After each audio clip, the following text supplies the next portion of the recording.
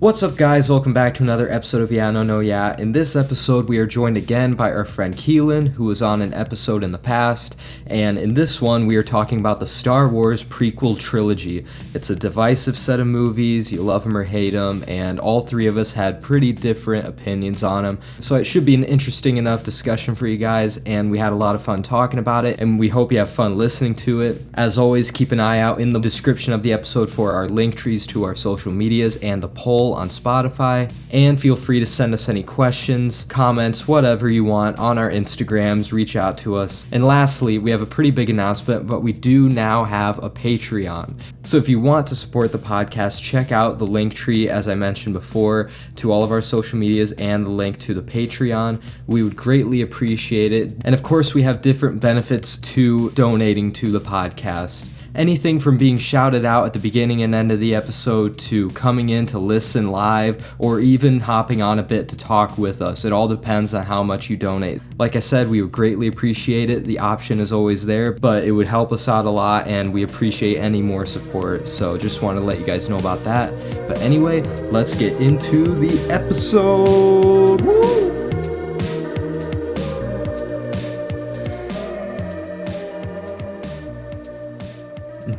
Well, you could introduce the return of our guest if you want. The return. Yes, of our the return long-awaited of the guest. Long-awaited return. It's only been a few months.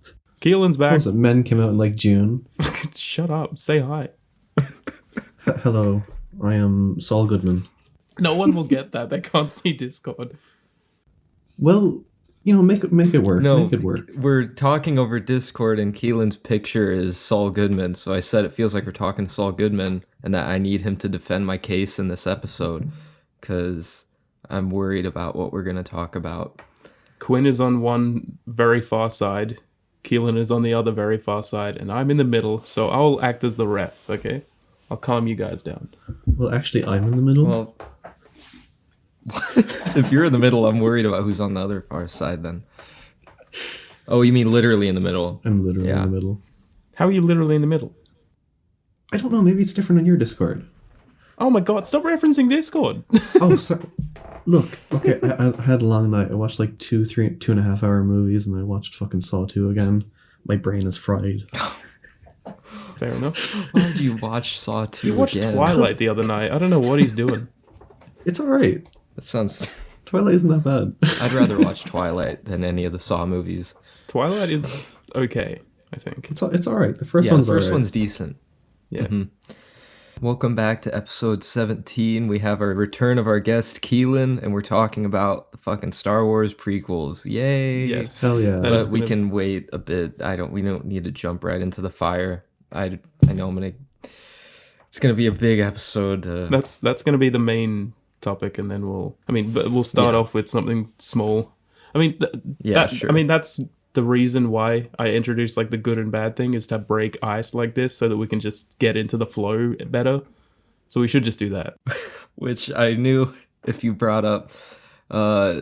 Look, I literally cannot think of anything. I can't think of anything. Good or bad? Really good and bad. No, good or bad. My life is so monotonous that it's just... I really don't know. I really don't. There's got to be something. I'm having Keelan stand in for me for this segment. It should let the guests go first anyway. I'm even more monotonous. What are you on about? Like, there's nothing... The only good things that happen are like movies. I watch a movie and I'm like, oh, that was pretty good, wasn't it? Nice. And in Movies are our life. Yeah, there's nothing else to my personality. Okay, well, what's a bad thing? Oh, where to start? I don't know. I don't know either. I always lay in bed, waking up in the morning the day of, trying to think of it, and I never can. Honestly, like, with the good thing, I was struggling for like an hour to like think of things while I was like doing the timestamps on the last episode. I can't think of anything good at all. I feel like this segment is always just depressing. I feel like we need almost a new cold open, a new like icebreaker. Bring something in, yeah, but I mean, I don't know. I'm sure there's a lot of Did you listen to the new Bjork album? Oh, I have listened to some of it. I haven't finished it. I still don't really know what to think about it. I might just need to listen to it again. I don't know. Do you like it? I've heard one song from it. I like that one song, but I still have to listen to it all. But like, there's so many fucking albums coming out recently. It's not bad. I'll always miss the old Bjork. You know, I just like the old Bjork. She's always reinventing herself, and that's cool. I like that. But yeah, like the first 4 or 5 Bjork albums, fuck yeah. Mm-hmm. Insanely good. First 3 for me, but yeah. Fuck yeah. Bjork. Mm-hmm. Woo! What's your favorite Bjork album, Liam? We've already talked about this shit. It is not Volta, though. I'm telling you, you're getting that mixed up with Vespertine. No. I'm sure you are. No. I like Volta. I also like Vespertine. I'm just saying I happen to like Volta. But apparently no one else does.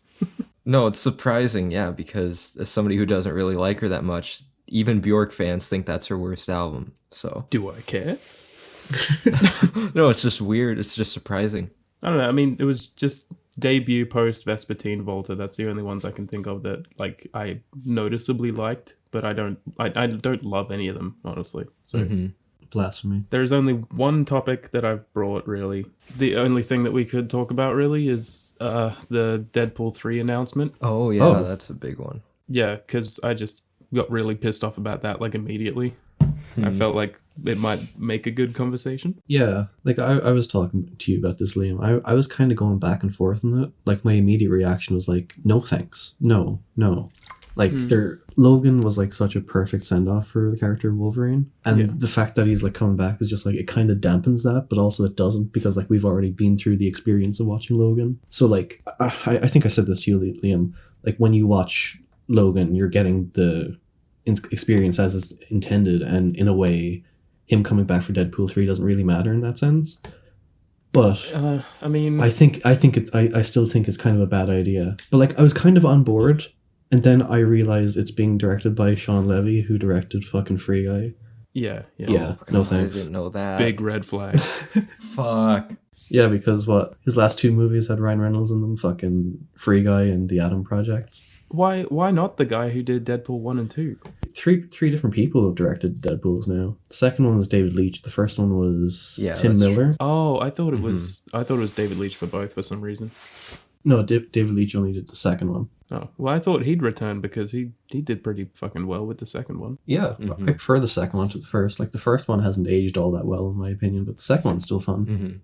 Who's writing them, though? Like, have they all had the same writers? Because that's what's really kind of important. I think Ryan Reynolds has always had an input in the writing. Oh my god. 1, 2, 3, 4, 5 different writers. Okay, so I think the main 3 that have always stuck around were like Rhett Reese, Paul Wernick, and Ryan Reynolds. They've been involved in like the first 2 at least, and then Rhett Reese and Paul Wernick also did Zombieland and more recently Spiderhead. And then the other 2 writers that they brought in were writers for Bob's Burgers. Oh, fuck me. Is there anything noteworthy here? I mean, like, Zombieland, like, the first one is good and stuff, and the second one is, like, enjoyable, but it's, like, not special, really. It's pretty generic. I was just gonna say, I mean, the director is, like, it's concerning, but, like, I feel like as long as the writing stays funny, that's what matters to me about a Deadpool movie. Like, I don't know, his last 2 movies weren't good, Shawn Levy's, but I'm still hopeful. And to be honest about the Wolverine thing, I don't really care that much. I'm actually excited to see Hugh Jackman come back. Like, yeah, it probably does take away from, like, the viewer's experience, like their send off of Wolverine, but I mean, just to see him come back and maybe in the comic, finally in the fucking comic suit, that could be cool. So at this point, I don't even care. Like, bring him back. I mean, we'll always have Logan, but look, I keep saying that, you know, Hugh Jackman as Wolverine is like one of the best castings ever made, honestly. Like, he just is so perfect for it. But like, it really just does dampen the way you look at Logan now. Like, especially for people who are like, you know, I don't know, growing up now or like watching the X-Men movies now or whatever, or getting into Marvel and all that shit. Logan isn't going to have as much of an impact on those people because they know that Wolverine's going to come back later. There is also the fact that, like, you know, they made this announcement and then afterwards they came back and they're like, oh, we just want to clear up, by the way, that like Logan is still the last movie. This takes place before Logan. It's like, yeah, we fucking know. Like, we know that, but like, why bring him back even? Like, still, it's just so stupid. I figured with like the multiverse shit now, they would get some other version of Wolverine, like that would be cool. I'd be fine with that. But Hugh Jackman, he just like, I don't know why he didn't just like hang it up and let it go. So would you rather have them like recast Wolverine or just never bring him back at all, or bring Hugh Jackman back? Like out of those three, I'd rather not bring the Hugh Jackman version back. They can bring back a version of Wolverine that's like multiversal, like I said, which is what Deadpool is probably getting into now more as well. I don't know why. I don't know. I just don't know why they did it. It frustrates me. No, yeah. But I mean, I'm always looking forward to seeing Hugh Jackman more. I love him. He's a great actor. But yeah. But like, yeah, it's comic books. Like, there's always going to be different interpretations of certain characters. But like, you know, I think some should just kind of be left alone. Like, I don't want them to retread Hugh Jackman's Wolverine. I don't want them to retread Patrick Stewart again. I mean, they already did in fucking Multiverse of Madness, but yeah. Yeah, and I really didn't like him in that, honestly. It was just the writing in that for him that was weird, I thought. You know? I don't even think they should go back on fucking Tobey Spider-Man if they're thinking of doing a fourth, because like, I'm fine with just the three as they are. Mm-hmm. That's why No Way Home like works for me, is because that was like something where like I'm pretty sure at least that Tobey isn't going to come back. Yeah. It just looks like he's just, you know, in there for a little bit of fun and then he's gone. Like, why not do that with Hugh Jackman later at some point, but not have him back like ongoing? Yeah, like No Way Home was just like fan service the movie, and like it worked as that. It like the three Spider-Men teaming up, that's fucking awesome. Since it's come out, I've been kind of more indifferent on the movie, but the fact, like, any scene that I have rewatched with them is still so fun because it's just the three Spider-Men together. It's so fucking cool. I even watch some, like, occasionally I just watch some like theater reactions on YouTube and stuff like that, and I'm like, this is adorable. Like, listen to all these people having a great time. That shit just annoys me. It's cute. I think it's. I mean, to be fair, No Way Home was like the first time I'd experienced that in a movie, like, because like everyone's pretty much not even Endgame. No one for Endgame. There's kind of like an energy in the theater when like Cap got Mjolnir. There's like an energy, but there's no like cheering or anything. But for No Way Home, when Andrew jumped through the portal, like there was fucking cheering, there was clapping. And after dude, my theater had people like standing up during Endgame. Like they were going fucking mental. Yeah, mine too. Yeah, the only two cheers during No Way Home were Andrew and for some fucking reason Venom. Venom. Oh, at the end. Yeah. Why Venom? Because it's just like, ooh, it's Venom. Yeah, but like just Andrew, not even Toby. Wow. Not even anything else. Andrew was like the height of it. Daredevil. It was dead silent for Daredevil. No, same here. Mine were dead silent for Daredevil too, and I was just like, really? Like, am I the only fucking person in here that knows this Daredevil? I even told you like how I reacted. I was just like, like, because I wanted to scream like everyone else, but then no one else is screaming, and I was like, oh. A lot of people just don't watch the Netflix series. Yeah, I don't know. And by the way, have you seen what Daredevil's looking like right now? Oh boy, I see what he's doing. I am not liking it. I see, or who he's doing. He looks goofy, and I hate it. The costume is fine. The costume is like comic accurate. It's fine. The costume is comic accurate. You have to at least give it that. I know, like, but it doesn't make it good. No, I know, but I haven't watched the show, so I don't know. I've only seen that one clip of like Daredevil and She-Hulk reacting, and it's horrible. I hate it. Because like Daredevil's just like jumping around the place like he's fucking from the prequels.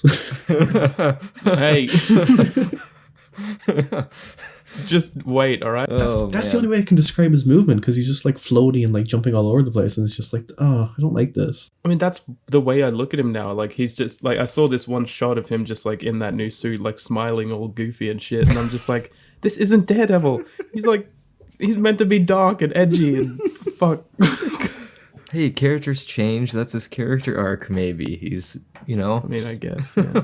I don't know. I think I viewed the Toby returning in No Way Home the same way I'm viewing Hugh Jackman coming back for Deadpool 3. Like, does it make sense? No, not really. Did they have good send-offs? Yeah, I thought they did. But the inner child in me is always going to want to see them come back because they were just perfectly casted.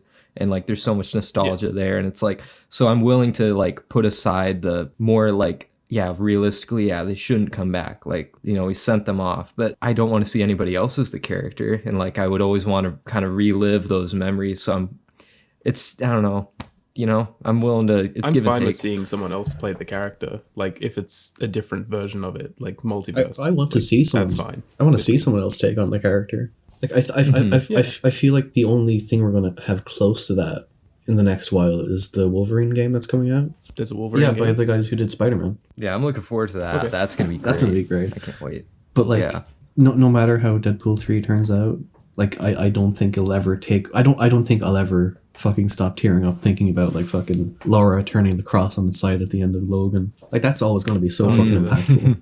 That fucking hurts every time. So fucking great. Oh, it's such a great movie. Like even the fucking forest fight at the end. Holy fucking shit, man. Yeah, it's just awesome. So good. It's awesome.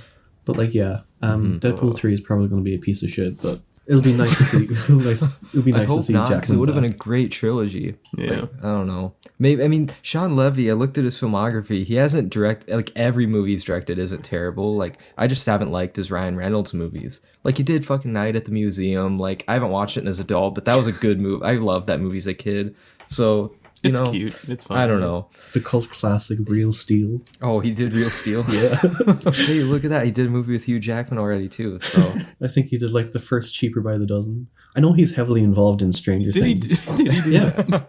The first one at least, not the second. God. So that's good. And then he did The Internship, I think, with Vince Vaughn and Owen Wilson. All of them are just kind of mid comedies. Like they're not really like that great, but they're not terrible. To me, that's not a great resume. It's not a great resume, but it could work. Maybe Deadpool 3 will be his best movie. Who knows? You never know. Yeah. It looks like the best thing he's done is like fucking This Is Where I Leave You, which is like a movie that very few people have seen. I haven't even seen it, but I've heard it's decent. It's like some kind of dramedy with like Jason Bateman and fucking Adam Driver and shit.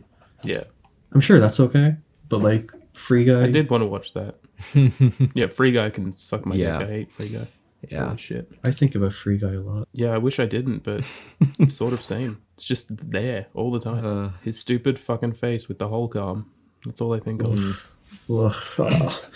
It's the one thing that we can all agree on in this episode is that Free Guy is terrible. And unfortunately, not everyone thinks the same thing. And I don't know how. No, everyone likes it. Not everyone. Most people like it, but a lot of people. I mean, most people will probably have the same argument where it's just like, oh, you just, you hate fun. Yeah. But like, no, it's not that. It's just, it's really cringe. It is. It's just like fucking mindless, nonstop corporations shoving fucking like propaganda in your face of like Fortnite and Star Wars and Marvel. It's like, what is this movie? This like, I don't know. It is one of the most cynical movies ever made. I think people like don't understand the line between messy and fun sometimes. Like, that was just a fucking mess. It was. And I think, even though, I mean, I compare these two movies, but I think that Ready Player One at least does fan service crap like that way better than Free Guy did. Like that still has characters and like a story. I just feel like Free Guy didn't really have any of that. It was just like for the sake of doing all this shit. I really should watch that. We've mentioned it so many times. You should just watch it. There's one vital difference between Ready Player One and Free Guy. Ready Player One is fucking directed by Spielberg. Oh, that's true. It's directed by Spielberg, but it has like a way better cast too, like Ben Mendelsohn, right? Yeah. And like a lot of other people that you like, Liam. So Ty Sheridan and Olivia Cook. Yeah. It is like cheap fan service, but I mean, still. Well, I mean, Spielberg's not perfect at all. Like his last few movies have been trash. West Side Story was really good. It just had fucking Ansel Elgort in it. I didn't watch that. I'm just talking about like Bridge of Spies, The Post. Fuck The Post. Oh, yeah. I mean, the BFG even wasn't that great. Like, it was alright. I don't know. Yeah. I still think he deserves more credit than you give him, Liam. You're an unnecessary Spielberg hater. I don't hate Spielberg. He's made one of my favorite movies ever. Which? Catch Me If You Can. Oh. That's one of the few I still haven't seen yet. Yeah, I haven't seen Catch Me If You Can. I mean, he made that, Jurassic Park. I fucking love that. Raiders of the Lost Ark. Jaws, Schindler's List. Haven't seen those. The Terminal. All the Indiana Jones. The Terminal. Oh, shit. Okay, I don't like The Terminal. I'll give that up. He's made a ton of classics. So like, although all of his new movies are kind of boring and just like not as good, I mean, he'll always be one of the best directors ever just because of the 80s and 90s and absolutely 70s. Like, he was directing great fucking stuff. Yeah, I'm not saying he hasn't directed great stuff. I'm just saying like lately. Oh, I know. He's past his prime. He totally is. I feel like his new movie could be great though. I've heard great things about it. What new movie? Which The one's that? Fablemans. It has like Paul Dano and Michelle Williams in it. It's basically about Spielberg's. What the fuck am I It's about saying? Spielberg. Paul Dano's playing Spielberg. No, I don't know. It's basically about like Steven Spielberg growing up and being a filmmaker and all that. And Paul Dano. Oh, it his is dad. about himself? Yeah. Oh, I was joking. I didn't know he was directing a biopic about himself. Usually a director directs a biopic about somebody else. But yeah, I've heard great things about it. And, Paul Dano, can't go wrong. Well, yeah. Has a director ever directed a biopic about themselves? I don't know. Yes. The only one I can think have? of is a movie I haven't seen. But was it All That Jazz? That's directed by the guy it's based on. And apparently it's like, he's like a real piece of shit. And he acknowledges that. So it's just like, oh yeah, I'm a piece of shit. This is a movie about me. All right, so we getting into this debacle? Oh no. Hell yeah. Okay, so yeah, I mean, we should probably keep it like separated, like Phantom Menace, then Attack of the Clones, then Revenge of the Sith. But start with overall thoughts on the trilogy and then end with overall thoughts on the trilogy. Do we want to start by like our opinions on Star Wars? Because I think that's pretty vital to suss out, because like I think me and Quinn have like similar opinions on like the franchise overall, but Liam has like really weird opinions. As always. All right. I'll just keep my mouth shut. Oh, yeah, sure. So who wants to go first? Liam can go first. His thoughts on Star Wars. My thoughts are just, I didn't grow up with them. I think they're fine. I like some of them quite a lot. I don't like some of them quite a lot as well. I don't know. It's Star Wars. It's just there. What is your favorite Star Wars movie, Liam? You know very well what my favorite Star Wars movie is. The audience doesn't. Oh. Yes, they do. I've mentioned it before. Rogue One is my favorite Star Wars movie. Hell yeah. Yeah, and I don't know what would be after that, honestly. I have a Star Wars ranking on Letterboxd, but I don't know how accurate it is because I haven't added the prequels into there yet. But yeah, I like Star Wars, but there's some shit I don't like. I don't have huge attachment to it like you guys, but yeah. That is very fair. That's very fair. Mm-hmm. And what about you, Quinn? Well, probably similar to you. I mean, I assume you grew up with them. They were probably the biggest part of my childhood. They were, it's my favorite franchise of all time. Like, my whole childhood was filled with Star Wars stuff, and even nostalgia and childhood aside, I grew up older with them, still love them. Both the originals and the prequels, and the new movies, they're mostly good. I just don't really like how Disneyfied it, they make it feel like Marvel now. So, I mean, I'm not like a huge fan of the new movies, but I still have fun with even those. Just anything Star Wars, I kind of unapologetically love, It's as simple as that. I just love Star Wars. And I guess I'd be in between with that then. Because like I did grow up with the franchise. I don't unconditionally love everything about Star Wars. The original trilogy, amazing. Prequel trilogy, we'll get into that. Sequel trilogy, I mostly like until the fucking last one. Like I think The Last Jedi is like one of my favorite Star Wars movies, which is a very controversial opinion. I mean, it's the same with me, and we've talked about that. At this point, I don't even know though to hate or love those movies if either is controversial, because it is so split. Like half the fan base think it's the best movie, half the fan base think it's the worst. I'm on the other end.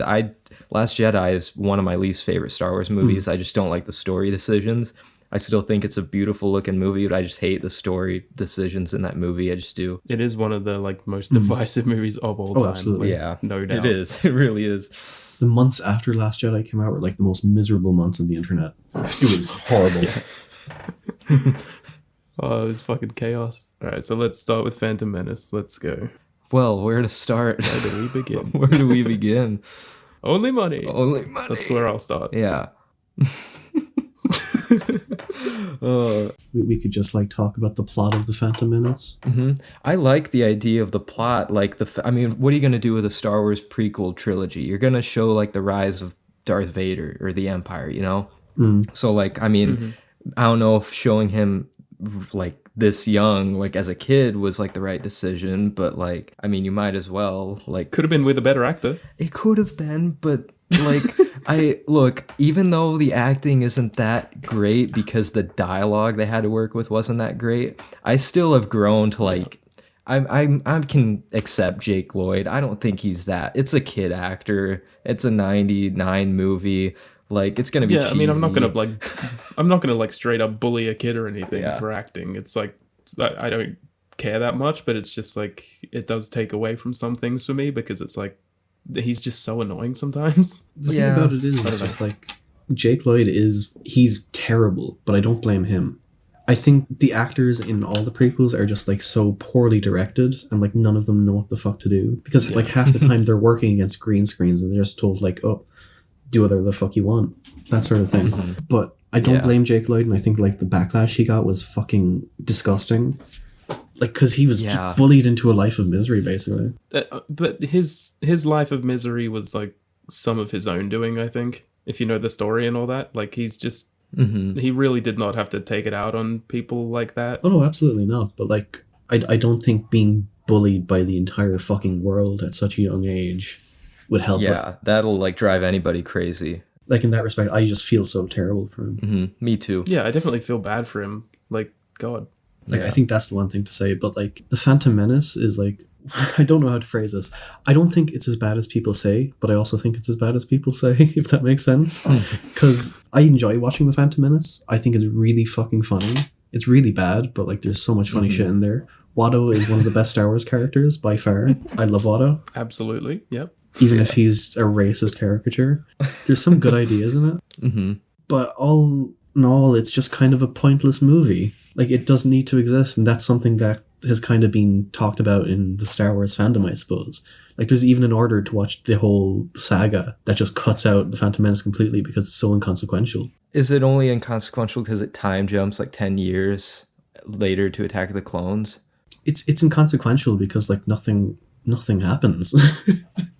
Nothing happens in the Phantom Menace. I mean, really, it is just set up for that character, I think. Like, if you can tie it back to, like, things to do with, like, you know, his mother and all that, like, having to leave her and, you know, go and join all of that shit. Yeah, I think like, all that's important stuff. That is set up. Yeah.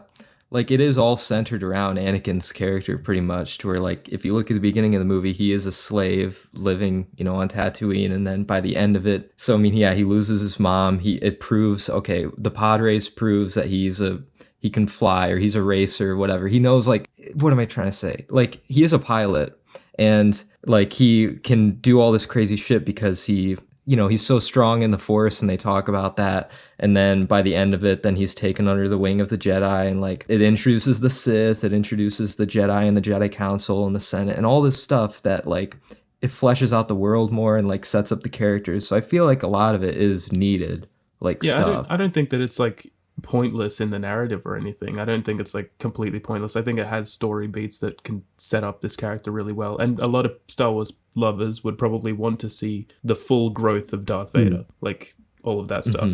Yeah, because he is such an iconic character. Also, I don't think it even comes into the movie until like an hour in. Would I be right in saying that? It feels like it spends like a big chunk like focusing on Qui-Gon Jinn and Obi-Wan, like especially like the negotiations on fucking with what's his name, Newt Gunray, like that opening. Who are also racist caricatures, basically.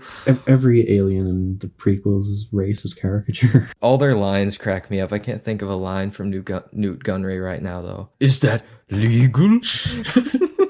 Just, I don't know. Yeah, that's the thing that people do say about the Phantom Menace. Like, who is the main character? Like, is there a main protagonist? I mean, is it Qui-Gon? Is it Obi-Wan? Is it Anakin? Like, it does feel like it's not focused because it's not following one person the entire time, or like you don't know what you're watching. But I think it's just laying the groundwork for so many different things, and which can seem boring at times because it is a lot of political stuff. You're just watching like these people sit around and talk about fucking trade federation. Phantom Menace is way too long. It's just way too long. I think all the prequels are far too long. You could say that, but like I really just get so fucking bored with Phantom Menace. Like I acknowledge that it has like funny things about it. There's cool ideas, absolutely, but it just takes so much fucking time to get to things. And I'm like, it does have the slowest pace. At least the other two move faster. Yeah, I agree with that. I don't know if it's my hatred of Attack of the Clones, but I disagree. I think Attack of the Clones moves the slowest. I think at least the Phantom Menace, like it does have those things to like keep you going. It's just like it's introducing cool new ideas. And one thing I do like about 1 and 3 is like I like the art direction, even if the CGI is really rough. Like I think the designs of like all the ships and stuff and the aliens all looks really good. Yeah, like I've said, it has like really good ideas there. Like especially when they go to that like underwater place with like Jar Jar. Oh yeah, the Gungan city. Yeah,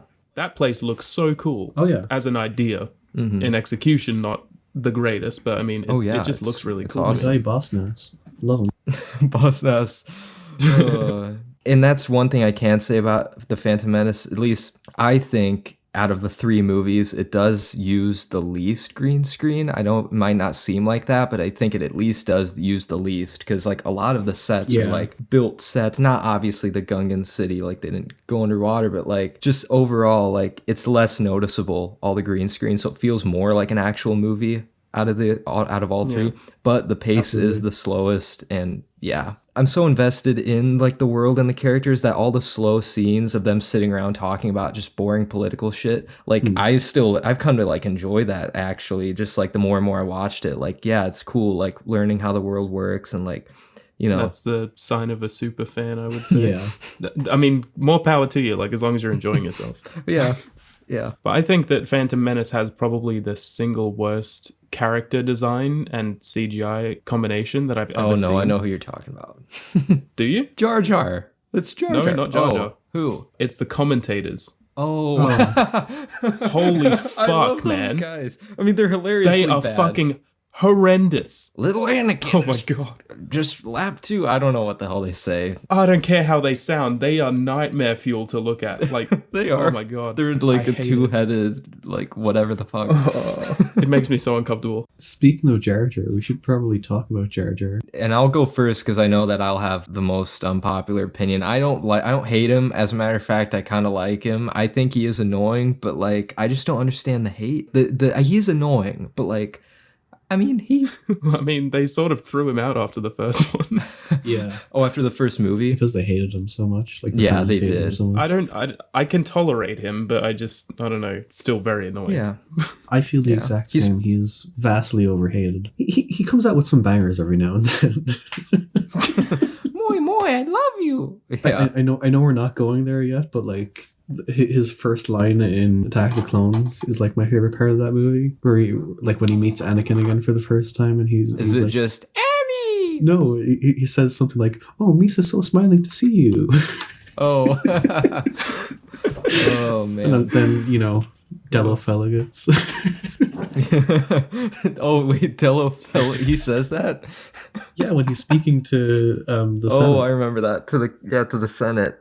Yeah. Oh, that's hilarious. I never even heard that. He is annoying. He's a bad character. His CGI is bad, but like he's not that bad. He's tolerable. Yeah. He's just meant to be comic relief, unless you've subscribed to the theory of Darth Jar Jar, which is really fucking convincing. I'm not gonna lie. Like I've gone down the rabbit hole. Give people like a rundown of that for people that don't know about it. The whole idea behind Darth Jar Jar is like he was like using his lack of intelligence as a front for being like the ultimate like evil, and he was like supposed to be Palpatine's apprentice. Or was it, wasn't it? Yes. Like in scenes in the Phantom Menace, you can actually see him like waving his hands in the background, like in such a way that could be like seen as like Jedi mind tricks and stuff like that. Not only that, it sounds funny, but look up. It's just so funny. No, I'm gonna find a video just to send to you, because like there is scenes to where like characters are talking and Jar Jar will just be standing in the background where he shouldn't even.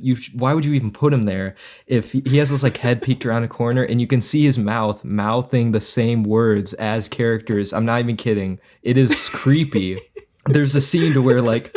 And I'm convinced that, and I've done a whole video on Instagram about this too, actually, how it's like convincing. If you really look at the chain of events which set off Anakin's like fall, it all does kind of lead from Jar Jar if you believe the mouthing of the words. And I'll quickly explain why. Because there is the scene to where they get off the ship on Tatooine, and remember, Padme says that she wants to like go with Qui-Gon and Obi-Wan to Tatooine, where they're gonna find Anakin. And so Obi-Wan and Anakin don't want her to go with them, but the security guard is like saying the words that Jar Jar is mouthing behind him, and she says like the Queen wants to. I'm paraphrasing, like the Queen wants to go with or something, and Jar Jar mouths those words. And so if you believe that he did that, then Padme hear me out.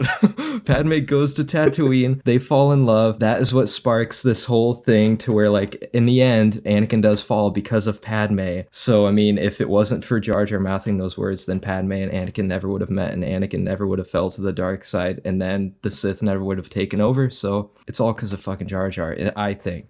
Jar Jar! I explain it better in my video. The thing is, I do believe in the theory, but only because otherwise Jar Jar is just like a totally pointless character. Yeah. Yeah. He's pretty fucking pointless.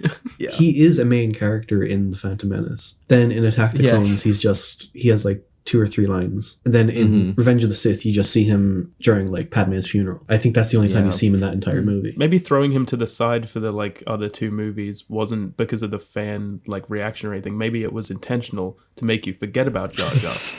Yeah? They're thinking of the upcoming Disney Plus TV show about Jar Jar. Yes. Jar Jar Star Wars story. Yeah.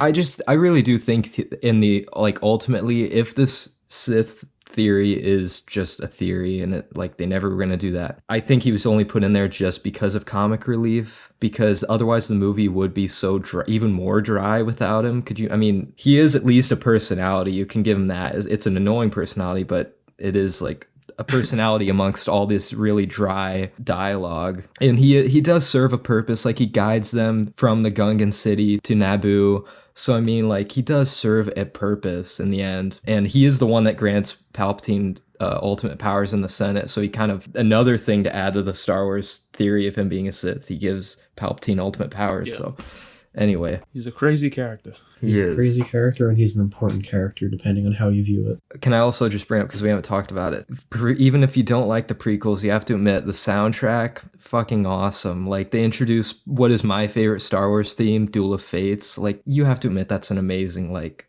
piece of music. I mean, I haven't heard it like singly, like on its own or anything, but I would probably listen to it. You would definitely recognize it too, after this, because it's the song they play when, you know, during the climax when they fight Darth Maul, which, by the way, fucking awesome fight. While watching Attack the Clones and Revenge of the Sith last night, I realized something.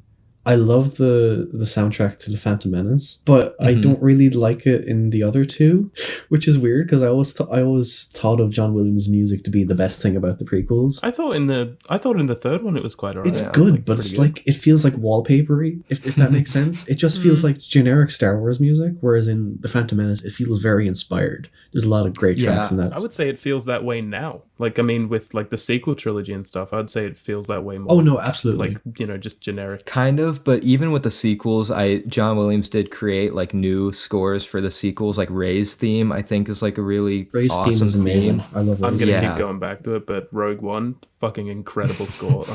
I know I'm very biased because I just like unconditionally love that movie, but like the opening theme is so good. I'd have to re-listen to it. It's Giacchino. Yeah, it is Michael Giacchino, but I just gotta say, like, the fucking opening to Rogue One is so fucking great to me, just because it's like so the other way. Like, you open every Star Wars movie with just da, da, and then like the title crawl and shit, but like this one, it just opens like on a one shot and then it like pans down and it's just like a normal movie. And I'm like, this is cool, this is different. I don't know. I fucking love Rogue One, man. I can't wait to watch Andor. Yeah.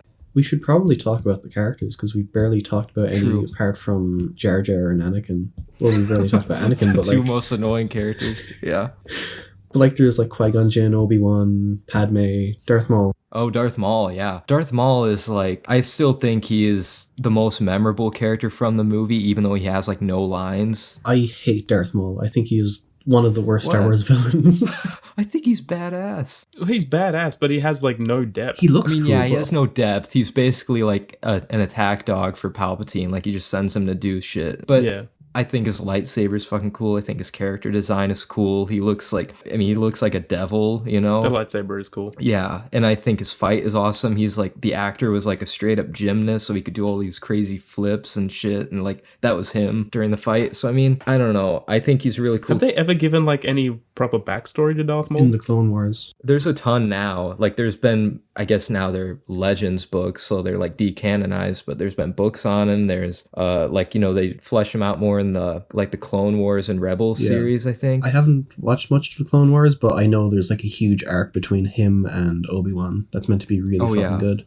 And there's like a whole tribe of, Darth Maul people. Dathomir. Yeah. Dathomir, that's the name. Dathomir, yeah. That stuff, it does interest me, but it's never anything that I really wanted to go deep into. Because I know the Clone Wars just kind of like, it makes the prequels better. Like, especially like the last season, like the last 3 episodes, like take place during... Wait, so you don't want the prequels to be better? Is that why you're not watching it? No, just like the Clone Wars has like fucking 9 seasons or so. I'm not getting into that. Fuck that. Yeah, that's... Even I haven't watched all the Clone Wars. Like, it's too overwhelming to take on. But I have heard the last season. I heard it is like amazing and it really ties things about the prequels together even better. So yeah, I'm looking forward to eventually watching that. But I was gonna compare Darth Maul to Boba Fett. I think they're both the reactions to both of them are kind of the same across the 2 main trilogies, I guess. Like Boba Fett was introduced in like Empire Strikes Back, and people were like, "Oh, he's the coolest guy ever." Oh, that's okay. Yeah, that's There's true. nothing to him, and then Darth Maul is like the exact same. Yeah, I think Darth Maul, he does have more depth, or at least things to delve into than Boba Fett, simply because Boba Fett is just like, yeah, he was like a generic bounty hunter. He was never meant to be this big character, but Darth Maul at least has a significant spot in like Obi-Wan's life. He killed his master, so he's always going to have this revenge against him, even though he killed him, and yet he fucking came back with robot legs. But yeah, that's the thing I never understood about Boba Fett either. Like, I don't see why they made a show about it. Yeah. Literally, because people just thought he was a cool character, and is that literally just it? I mean, yeah, that's Star Wars. I think he is really good in Mandalorian, but in his own show, he's really bad. Yeah, I still like Tamara Morrison. I think he's fucking awesome. Like, he has the voice, he has the look. He's great. Will we talk about episode 2? So, are we done with episode 1? Let's just wrap up thoughts on episode 1. Overall, I think it's a great, I feel like Quinn's just going to give them all 10 out of 10.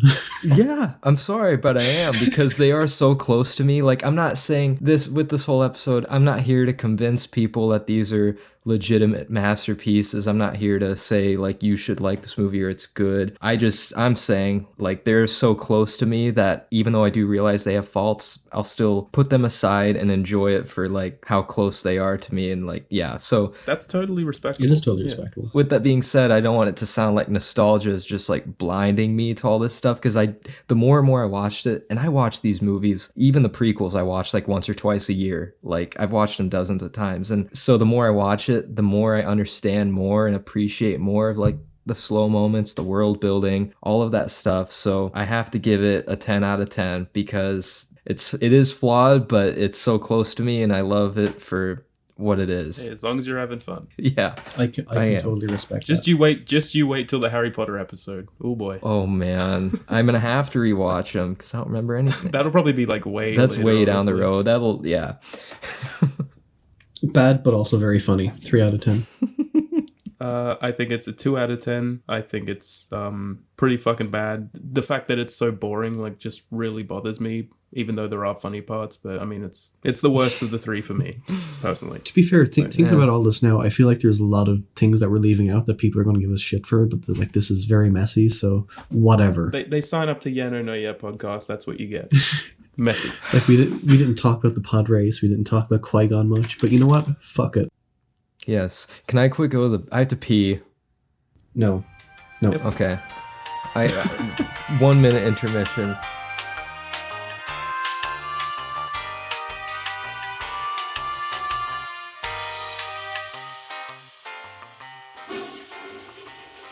I didn't like that. It's very loud. Was it that loud when you were there? Yeah, I used it. Really? Well, American toilets are kind of weird. Do you want to talk about American toilets for a while? No, I'm fine.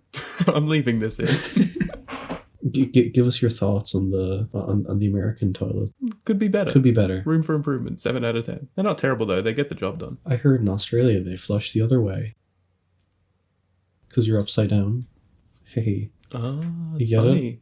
All right. Well, moving on to the second movie of this amazing trilogy. Where to start with this? What are your thoughts on on Attack the Clones overall? I agree with Liam that for me, it is better paced than Phantom Menace. I think the Phantom Menace is just, even though I love it, it is very slow. This at least it tries to put a lot more thrilling sequences in it. Like, you know, after Padme's attempted assassination, you know, the fight with Jango Fett, the Colosseum battle, Count Dooku Yoda. There's a lot more fights in the movie. I think it's better paced. I think it looks worse than Phantom Menace. I'll give it that. But I don't know. I still love it. I love it. I love Obi-Wan and Anakin's chemistry. I just think they have like funny banter. I mean, I love it almost just as much as Phantom Menace. So, you know, you could have guessed that. I enjoy the opening like chase sequence. That's fun. Yeah, that was. But can we, I guess, are we saying our opening thoughts, I guess, before we get into the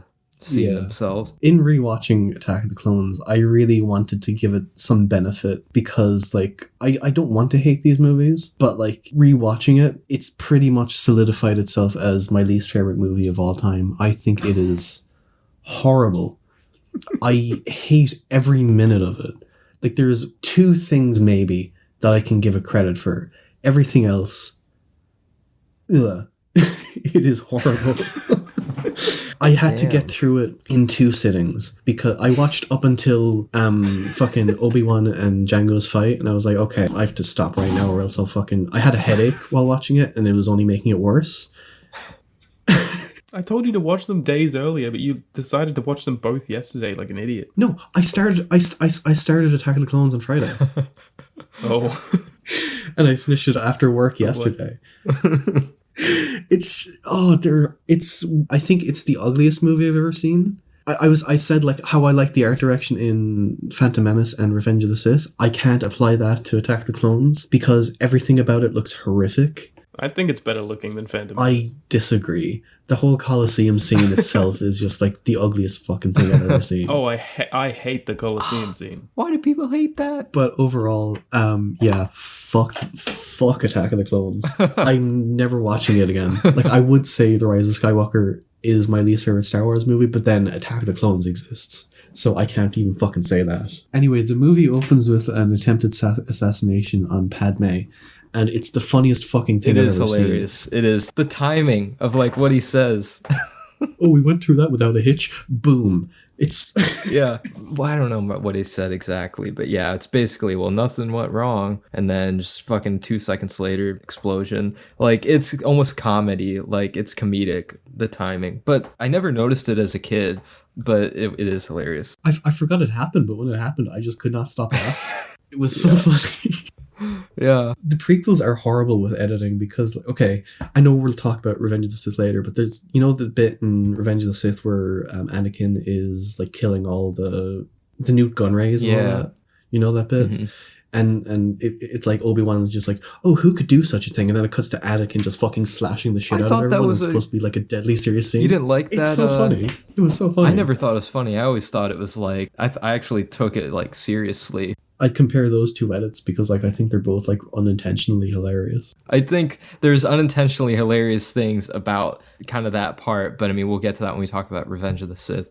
I just love, like, you know, it introduces Obi-Wan and Anakin. I really do think that their chemistry and their banter do carry a lot of this movie for me. Some people probably don't think it works at all. Some people probably don't think they have any chemistry, but just like their little like back and forth, you know, it feels like they've been doing this a while. I don't know. It's like a heart to the movie. That is most of what carries it for me, probably. I disagree, especially because like they're apart for half the movie. Well, not half the movie. I think it's like 3/4 of the movie they're apart from each other. They are. Like, Anakin goes off with Padme. But when they are together, it's nice. And one of my favorite, like, moments in Attack of the Clones, though, like, I mean, just memorable, like, I don't know, I guess visual ideas or whatever that I like in Attack of the Clones is when he visits fucking... What's the fucking name of those people? The long neck ones? What are their names? I mean, they're on Kamino, so I'm saying Kaminoans. They're people on Kamino. Yeah. They're just Kamino natives. I don't know what the fuck it is, but like that whole sequence I really liked because it was just such a cool like visual idea for some reason. Like the whole planet just looks so like strange and like weirdly creepy, but I liked it a lot. Yeah, I love Kamino. And even like the escape scene I think was pretty cool. Yeah, I'd have to disagree, my man. I fucking hate the Kamino. You will disagree with everything in regards to this movie. I know. Don't you think Kamino is kind of a cool planet design though? No. It is. It's very cool. I don't like it. Really, I don't like it. I think it has like the most boring Star Wars locations in the entire series. And Kamino is only made worse by its inhabitants. Like those long neck people are... Oh, they're cool. They're horrifying. That's what makes them cool. They're cool. They're so horrifying and like so sterile, and it's just like... It's supposed to be sterile though, because it's a cloning facility. So, I mean... I know it is, but it makes it look like that, like a really weird, creepy. Yeah, and it's out on the. It's just like disturbing, but it's like cool. Yeah, that does not excuse it. I think it's cool, and I like the weird dragon things like flying out of the water, like what Obi-Wan was riding. Or no, not Obi-Wan. One of the long-necked people was riding. That was kind of cool, I thought. I think we should start off by talking about the relationship between Anakin and Padme. Not only is it like the creepiest relationship in movie history, it is one of the most like embarrassing like attempts at a romance in any movie ever. It is the worst part of the movie for me. Every line that comes out of Anakin's mouth is like the worst thing that's ever been written. Like their first interaction together, where she's like, "Oh, Anakin, you've grown so much," and then he's like, "Oh, well, you've only grown more beautiful for a senator." I mean, it's cheesy poetry, like it's cheesy. And opera, then Padme says, "Fucking what." "Oh, Annie, you're always going to be that little boy I knew on Tatooine." Which that took as her like friend zoning him. You'll always be that little boy I knew on Tatooine, and then eventually she does fall for him. They immediately fall in love. Yeah, but I do think that the romance could have been done better, but the romance is pivotal to Anakin's fall into the dark side. Like he needs that for it to eventually fall apart. It's pivotal, but it could have just been written better. On paper, this sounds like a romance novel. Like if you were reading this, like then yeah, it'd be cheesy, but seeing actors say it on screen is another thing. You would find the same lines in the After trilogy. I'm sure, but I think the After trilogy is better written. Yeah. Fuck off. Look, Star Wars at its core, they're like B movies. They're like big budget sci-fi B movies. They're cheesy. They know what they are. I kind of watch them to like, I don't watch them for legitimately compelling dialogue, compelling effects and fights. Like I kind of just like enjoy the campy cheesiness of the look of it, the interactions between characters. Like, you know what I'm saying? There are things that are on like a grander scale that are done better in Star Wars, like have been done better than this. So when it does have those moments, I think it's really enjoyable, and like it can be pretty emotive sometimes, but you can still enjoy like the campiness for sure. But I completely disagree with that, like as like a summation of what Star Wars is, because like the first two trilogies are like, okay, as much as I don't like the prequels, they are boundary pushing. Mm-hmm. Like he tried so much shit, which half of it didn't work, but he tried it anyway, and you know, fair play to him. But the first fucking trilogy, that revolutionized movies. That fucking inspired a whole generation of filmmakers and inspired lots of fucking developments in like VFX and sound effects and shit. Mm-hmm. And I think calling it like a cheesy, them specifically, calling them cheesy B movies, it is a little reductive. I mean, I think you can almost be both at the same time. Like they can have their cheesy B movie like traits, but they can also be revolutionary or boundary pushing, you know? Yeah, that's true. You know, I don't think B movies are like just bad and that's it. Like, and they're good, bad. Yeah. As an example, you could look at like the Spider-Man trilogy. There's like a ton of like campy and like dumb things about that, but there's also really grand and emotive and like and powerful I think moments. that revolutionized like comic book movies for sure. Oh no, definitely. Yeah. Anything sci-fi about like robots and people flying around through the galaxy with laser swords and like wizard powers, like it's gonna be cheesy. So like I technically and like genre wise it redefined things, but like I mean it's not like the story is gonna be Citizen Kane or the characters are gonna be like these amazing characters. I mean, I don't think so, but I think the main point that I was getting at is there's a difference between cheesiness and earnestness. And I think the original trilogy is really earnest and it believes in itself. Whereas the prequel trilogy, I don't even know what to fucking say about them. Because they're so fucking... It feels like he was trying too hard or trying too little. Mm-hmm. I think he was trying too hard. Probably. The first few scenes with Anakin and Padme, I think Anakin just says like shitty platitudes. Like, you know, oh, you're the beautiful fucking woman I've ever seen, that sort of thing. And like, well, oh, Anakin, you've changed so much. Well, you haven't changed a bit from my dreams or something like that. That line You're is just horrific. how I remembered you from my dreams. Yeah.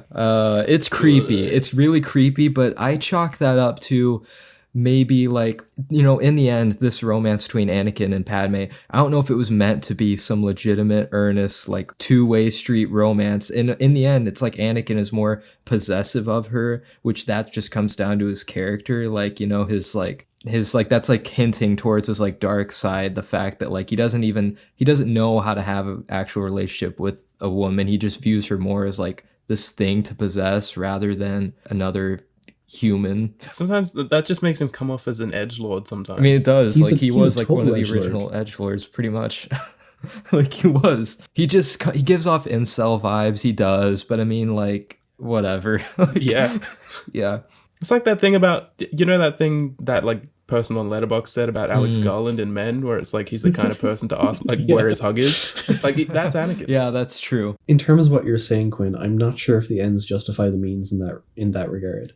Because I feel like to have something as effective as that, you'd have to care about the romance at first. Mm-hmm. I do agree with where you're coming from, but I think if it was to end up that way, they'd really have to work to make us care about the romance. Because looking at like the plot beats, it's so tragic. It is a really tragic story, and it could work. But having fucking Hayden Christensen acting along fucking Natalie Portman, that was a bad idea in the first place. I guess, yeah. The more and more I do watch the movie, then like I care about the romance, but I acknowledge that it could have been done better. Like I realize that the dialogue is so cheesy, but like I at this point I have fun with it. Like it's hilarious seeing him say "milady" and give a weird, disturbing grin. Like I don't know.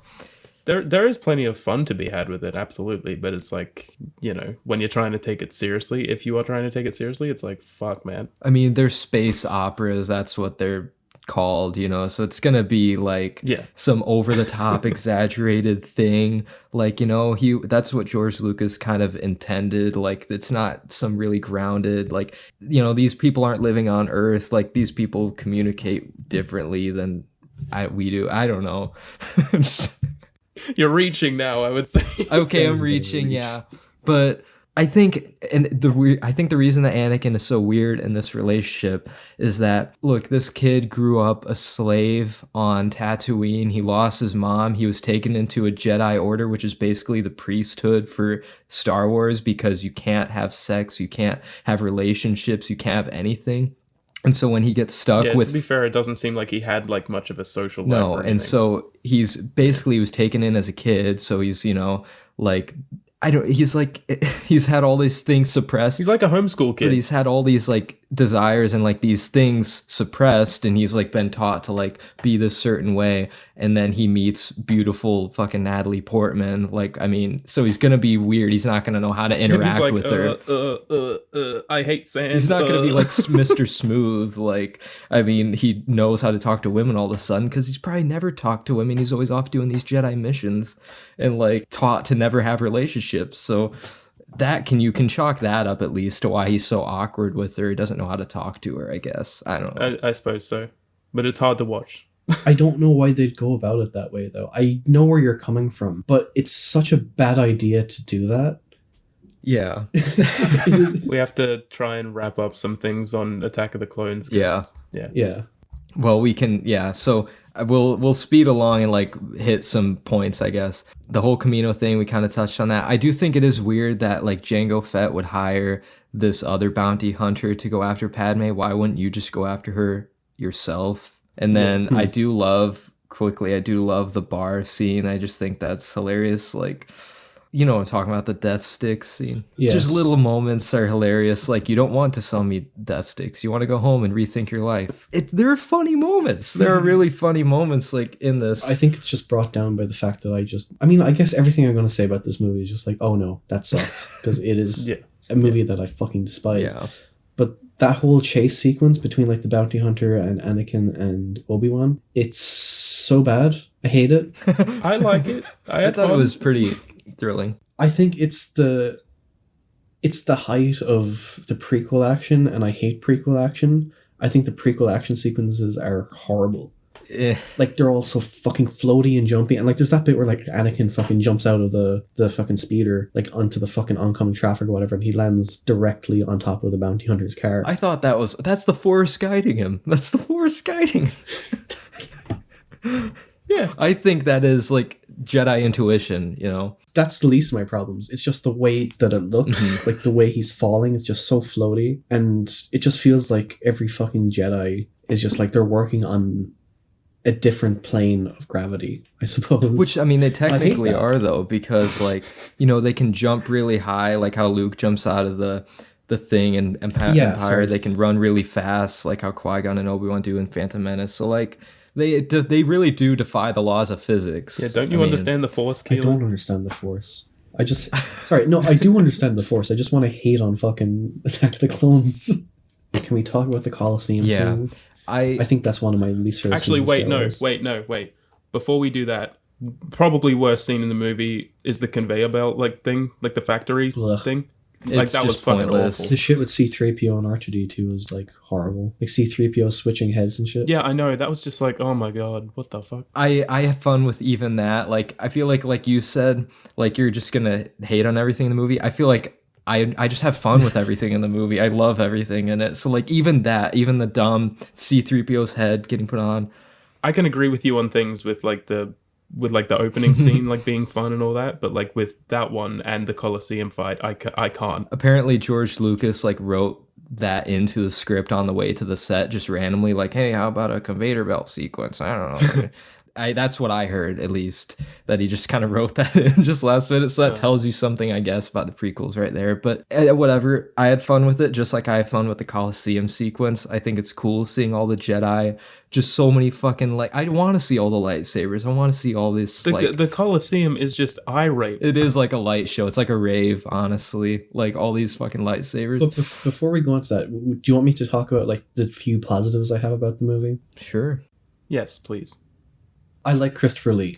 He knows what he's doing. He knows the movie that he's in. Mm-hmm. Like, I think the scene where he's interrogating Obi-Wan is, like, the best scene in the movie, because, like, there's actually, like, an air of intrigue when he walks into the room and he's, like, delivering his fucking lines in, like, a Shakespearean type of way. And it's just like, this guy gets Star Wars. This was really fucking good. Yeah. But it's just kind of ruined by, like, where the movie goes and, like, where it ends up at the end of fucking episode 3. And yeah, I think that's the only serious thing I enjoy about the movie. The other thing I was going to say is that shot of Kit Fisto smiling. I think that's one of my favorite things from Star Wars. Kit Fisto is you'd have to look him up, Liam. Just look up Kit Fisto. He's the guy with he's like the squid guy. I don't know what the fuck, how to describe it. I also just thought it was cool, like, all the different, like, creatures that were sent out to kill Anakin, Padme, and Obi-Wan, and, like, where they were, just all that whole sequence. And I mean, I don't know, I could go on and on about why I love it. In general, when talking about the Colosseum scene, I think it looks ugly as fuck, and it is an eyesore, and it's just hard to tell what's going on. Like, the coverage is really horrible. It has, like, one of the worst lines in Star Wars, where the fucking line that Yoda says, what is it again? Oh, I don't even know. What is it? That started off strong. What is it? What did he say? Create a perimeter around them. You must. I don't know. Or that just line. He's giving, like, orders to the clone troopers, and he's, like, talking backwards. That's a good impression. Around the survivors, a perimeter. Around the survivors, a perimeter created. That line is just like, oh my god. Can you do your Yoda impression, Keelan? No. Speaking of Yoda, and this could be my last, like, point before we wrap up our thoughts on Attack of the Clones. Like, I know you don't like prequel Yoda, Keelan. I think I saw your Revenge of the Sith review or something. Yeah. But, like, even though it's way different from the Yoda in the original trilogy, I do love just seeing him, like, you know, because he was a Jedi, you know, at some point, and so you're gonna see him fight with a lightsaber and do all this, and just, like, him jumping around and, like, fighting Christopher Lee. It's just so fucking awesome. He was going hardcore, and how he stopped the lightning and just, like, took the energy of the lightning and just, like, kept it. Like, that was fucking awesome. I hate prequel Yoda with a fucking passion. If so powerful you are, why run? I think the only prequel Yoda moment I enjoy is like when he fucking confronts Palpatine in Revenge of the Sith, and he just like knocks the Red Guards against the door. That was fucking awesome. Yeah, he walks in and That's just amazing. like, yeah, but we'll get to that too. Have you seen the behind the scenes footage of the Coliseum scene? Because that made me really just anything good you might say about it, I'm disregarding because I hate the behind the scenes. I should watch it. It's just like the actors just in front of a blue screen waving their lightsabers around aimlessly. They were just told, go wild and we'll just animate around you. I mean, Natalie Portman's just shooting, like not knowing where she's shooting, and then all the Jedi are just kind of swinging their lightsabers around like in a fancy way. And it's like, oh my god, how did this become... I mean, it's in terms of filmmaking, then yeah, it seems kind of sad and just like lazy, but I mean, it's kind of, for the movie that it is, like I said, it's a big sci-fi movie. You're not going to actually have like robots and lasers flying around, so I mean, you have to do something, I don't know. But my issue is the lack of choreography, because like... True. Sorry, I don't like the prequel combat at all, but like in The Phantom Menace and Revenge of the Sith, there is a style to it.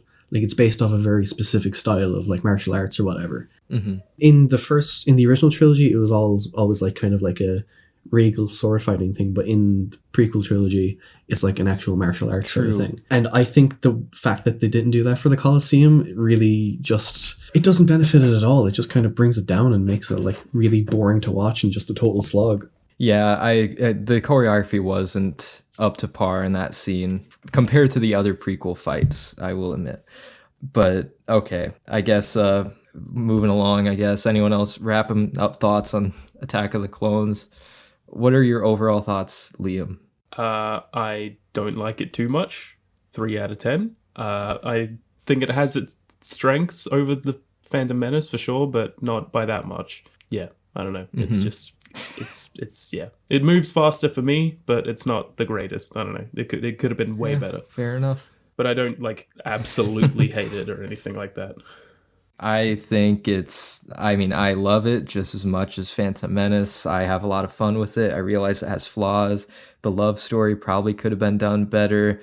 The action probably could have been done better. I mean, everything could have been done better, but like, I just, yet again, combination of nostalgia, my love for the world, the universe, like the feeling it gives me, the Star Wars feeling. Another 5 out of 5. Another 5 out of 5. So, yeah. Worst movie ever made, 1 out of 10. There you go. I'm going to reiterate my Letterboxd review. It is a historic low point for movies. It is, especially with its budget, is the worst blockbuster ever made. I will always stand by that. That's all I have to say about Attack of the Clones. That's fair enough. All right, Revenge of the Sith. Now on to, we can all at least agree that this is the best Star Wars movie. Like, out of the prequels, I mean, not in general, but... I was going to fucking... No, I know. It's... we can all agree that this is the best prequel movie. After a rewatch, yes. I used to like Phantom Menace the most.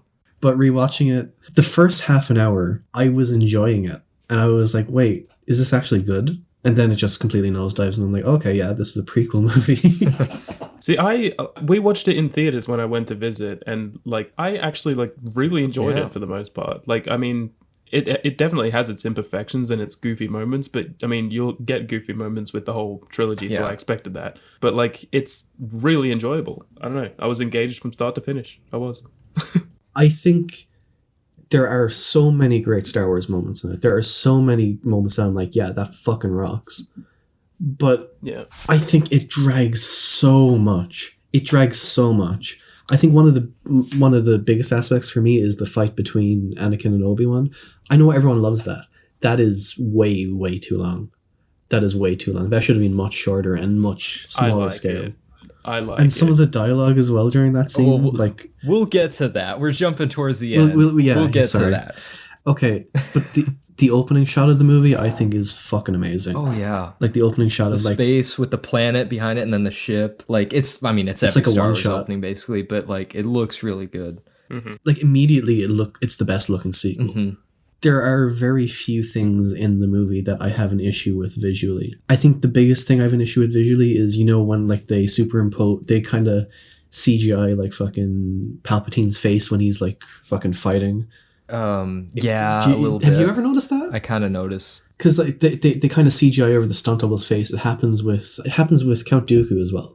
Oh, I definitely noticed Count Dooku, but Palpatine has like the hood at least. So like, you mean in the not when he wasn't wearing the hood? When he's fighting with Mace Windu. Yeah, I kind of noticed that a little bit. That's the part that's aged the worst, but everything else visually looks solid, especially for a 2005 film. Oh, the only part, and this is in the opening, so we can get into the opening, but like, yeah, after that opening shot, the only part in the movie that really drags for me, because I disagree, like, I do think this is the best paced Star Wars prequel to where, like, it's so rewatchable for me, because for me, it really does fly by. It's just, I think it doesn't really drag, other than the opening scene when Anakin and Obi-Wan are in their, like, you know, little starfighter things, whatever, like, that until they land in the hangar, that goes on for too long, where the robots are getting on their ship and like R2-D2 is trying to zap the robots. I'm like, this is really, I noticed it when we were watching it in the theater. I was like, this is a really long opening. And same with the whole hangar rescuing Palpatine, just that whole sequence, it is a big chunk of the movie. I like noticed. One of my favorite things, honestly, and it's like simultaneously like hilarious and badass and kind of terrible, is like the fucking General Grievous like 4 lightsabers going out like that. That was fucking like, yeah, just hilarious, bad, and awesome. I mean, I never thought it was bad. I thought it was fucking cool because he is like a droid. He's so a droid, so stupid, but like it's General Grievous is fucking badass. He is. He kind of is, yeah. Sorry, do you have anything else about the opening? That whole rescue mission for Palpatine? No, yeah, like, I do like that sequence overall, and I do agree with you for the most part. Like the stuff with like the B droids or whatever the fuck they are, just like fucking with the ships or whatever, that sucks. The worst thing about that scene though, R2, like his fight with the super battle droids. Oh, yeah. I thought it was okay. Like I thought it was okay. I think literally before it cuts to like the super battle droids noticing R2 and be like, "Hey, you're not supposed to be here." Like just before that shot, I was like, "Wait, is this actually good?" That is one thing that's always so consistently frustrating with Star Wars for me, is that like there are so many enemies that are just fucking brain dead. Like stormtroopers can't fucking aim. These guys, they get taken over by a little fucking trash can. Yeah. Get better like security or something. Like I want to make it a challenge, you know? I think that they come off. I mean, to be fair, they are just like robots. They're all operating on this. Well, I know, but that's not much of an excuse, I don't think, especially because Star Wars is stretched over so many years. Like you would think that some things would like develop. Like, I don't know. It's just like consistently there's just such bad security on these places. Yeah, I mean, like if Luke, Leia, and fucking Han could just like sneak onto the Death Star, you know. True. But I guess you could always think like, I mean, the robots are so dumb because, you know, Palpatine arranged this whole mission to be rescued. Like he's orchestrating like all this shit to where maybe everyone else does come off dumb, kind of because he's making it that way, because he is, you know, he is like pulling the strings to everything. And so he had to have them beat, you know, the droids and General Grievous and all that to get things the way he needed to go and beat Count Dooku, which I never noticed this, or I mean, I always never understood this. Why, when, you know, Anakin cuts off Count Dooku's hands and he has him like execution style ready to go, like, and then Palpatine's, you know, like, kill him, do it. Yeah. Do it. Never gets old. Do it. But like, why does Count Dooku just look over at him and just like, you know, because he didn't know Palpatine was going to have him killed, but he needs him taken care of because he's a loose end. So like, why doesn't Count Dooku say Palpatine is a Sith Lord? He's arranging all this. Like, he just kneels there. Like, I'm like, come on, dude, say something. Maybe he's in shock because he just had his hands cut off. But like, you know, I mean, yeah, would that be the first thing on your mind if you had your fucking hands cut off? To me, like, if I had my hands just cut off, I probably would be like in shock and I wouldn't even know what to say. Like, I'm about to get my head cut off. Like, I'm just going to be like, fuck it. Like, I don't know. It's all the blood loss. It is. Well, no, because Star Wars lightsabers, they cauterize the wound immediately. Yeah. That's like getting really nerdy. Oh, I'm not that deep into the lore. Holy shit. It's not lore stuff. It's just basic physics. Fuck you. So that is the cool thing about lightsabers. It immediately cauterizes the wound. So, but like awesome. talking about that and like Christopher Lee and all that, did you ever see that like behind the scenes thing of like Lord of the Rings where like Peter Jackson's talking about like Saruman being stabbed? yeah. And Yeah. Christopher Lee's just being like, what is it? Oh, You wouldn't go, when you get not- stabbed, the breath gets taken out of you. So he was explaining to Peter Jackson, like, this is what it sounds like when somebody gets stabbed in the back, because I've been to war, and, like, I know what that sounds like. Literally, so it was fucking badass. Peter Jackson like, just like, oh yeah, I'm not pushing That's that awesome. any further. I feel like he was like applying that to that true. dude He was as well, probably maybe. applying all these real war tactics to Star Wars. He probably was. Like, you wouldn't be taught. He probably explained to George Lucas, like, I wouldn't be explaining to Palpatine, I just got my hands cut off. I'd be in, like, shock. I'd be in, like... It's weird to think that Christopher Lee died so recently. Like, it was like, Yeah, he lived a long 2014, 2015? Dude was old. Yeah. Man, he's a legend. But yeah. I really like that opening scene stuff. I like the fight with Count Dooku. That's like the one Star Wars... That's the one prequel fight I do enjoy. Even if some of it's kind of bullshit. I think consistently the best things about Revenge of the Sith are two things we can absolutely all agree on. Fucking Ewan McGregor and Ian McDermott. Yes. They are so good in them. They are so good. Obi-Wan is so cool and so interesting in Revenge of the Sith. I love most of the stuff with his character. I think the stuff where he's like trying to track down General Grievous kind of goes on a bit too long. Yeah. But their interactions are fun. They are. I really like those interactions. Yeah, I agree. And Ian McDermott is just like, he knows what movie he's in. Like when he's telling, you know, the tale of fucking Darth Plagueis the Wise, yeah. He just kept making me laugh the entire time. He's great. That scene was so fucking He rides like the perfect line between being a serious actor and like being just like hamming it up, you know, like, you know, just like knowing what movie he's in, like with the whole like, do it, and like, no. I just love that shot of him on the floor like this. Yeah. It's fucking cool. I'm just trying to see the plot points. Like, okay, so they rescue Palpatine. They come back. Anakin learns that Padme's pregnant. Which is kind of funny that they have to keep their relationship like such a secret. Like she's hiding behind this pillar, and he like goes over there and like they're whispering and like Obi-Wan literally saw her bump and he didn't say anything. Yeah. And then later on when he's like, Anakin's the father, isn't he? It's like, well, who else would be? I mean, Could be Jar Jar. it could be Jar Jar. Yeah. Maybe that's why he's so non-existent in the movie. True. He's fucking Anakin's wife, basically. That's why you never see him. I mean, at that point, Anakin's fucking, you know, he's blown to shit. So, like, if it came out with Gungan, they're like, oh, really? I didn't think you're into that, Padme, but okay. Comes out with these long ears. The baby comes out with just long floppy ears. Yeah. Just Natalie Portman's face in the middle. Oh god, this is disturbing. Somebody needs to make that art. It's so disturbing. Like the fucking kid from Men. Yeah. Tying it back to episode 11. Let's go. Oh, bring it back to Men. I'm trying to see any like things that really stand out. The parts that stand out the most to me are like the ending, really, honestly. I still think the ending, and I've always said this, like it really does. It's like the most epic climax to, like it's up there with like Return of the King ending, like in terms of epicness for me. Like, I don't know, not a lot of people probably think that, but it was so beautifully put together, just the whole transformation scene. I just loved it. I'd agree with you until you compared it to fucking Return of the King. Well, like Return of the King is just so fucking emotional and cool. It is. But like the end, I was surprised by how much I genuinely loved the ending of Revenge of the Sith. Like it is perfect. Like it was always predetermined. Like the way it came together was so satisfying and so just it was epic. It was great because it is the thing that like feels it's like what the whole prequel trilogy feels like it leads up to, and then you finally get it, and it's like it's one of the most like well shot things in the entire trilogy. It's so beautifully put together. I'm gonna be honest, guys. I was kind of tearing up a little watching last night. Which part? Oh, the ending. I mean, like which part of the ending? Because there is so much to the overall ending. Like. Specifically, like the very last scene when Obi-Wan is handing over Luke to that scene. Owen and what's her name? I love that. I love it. It's beautiful.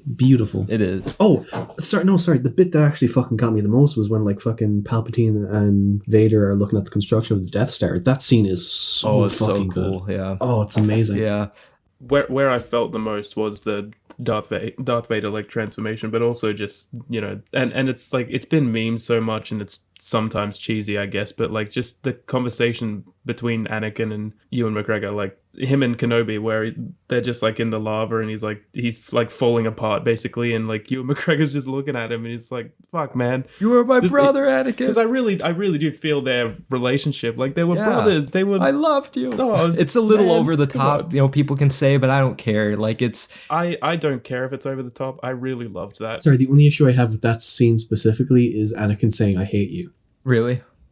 But I think that's supposed to... I mean, that really like sets in stone though. Like that shows that he's fully turned, you know, into something else. Like this is not Anakin anymore. This is Darth Vader. Like, you know, his mission is to find Obi-Wan and kill him now. And I don't know. It's so weird within the last like 2 movies how Anakin is just always complaining about Kenobi. Yeah. Stop fucking whining, dude. Like, oh my god. Maybe that's why it feels so bad that he says like, "I hate you," because it's just like it feels like a childish reaction. It's like, "Oh, I hate you." Yeah, that's true. Another one of those, and it's like, come on. Yeah, man, he's always throwing tantrums and stuff. Going back to Attack the Clones a little, like the scene I was talking about, like where Padme and Anakin are talking after anime. There's their marriage name. Anime. That's perfect. After Anakin kills Tusken Raiders, like when he's going on his rant, like he blames Obi-Wan, and it's just like, what the fuck are you blaming Obi-Wan for? This was your fault, you piece of shit. Because no one else was there to blame. I don't know if that was there was another scene though to where he's complaining about Obi-Wan, to where he's like, "It's not fair," and all that stuff. And like that was a different scene, I thought. No, it was after like he killed the Tusken Raiders. And it was just like, oh yeah, if Obi-Wan hadn't like sent us off, you know, to go into exile, basically this wouldn't have happened. That sort of thing. The way he blames him is just like, what are you doing, man? Yeah, that's true. And I guess you are right, Liam, in saying like, yeah, maybe it is because of all of his pointless blaming of Obi-Wan that the "I hate you" does feel like really fucking stupid, because I do think it's stupid. I really don't like that line. It feels like his character like is consistently very childish, which is one of the biggest problems I have with the prequels. Like I wish that he actually felt like he grew up, but he just didn't. Because like one of the aims of the prequels is to make you believe that Anakin Skywalker was like he was supposed to be the person to bring balance to the Force, and I never felt that while watching Attack of the Clones or like Revenge of the Sith.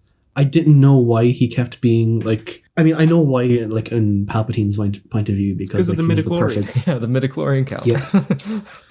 Shut the fuck up, Liam.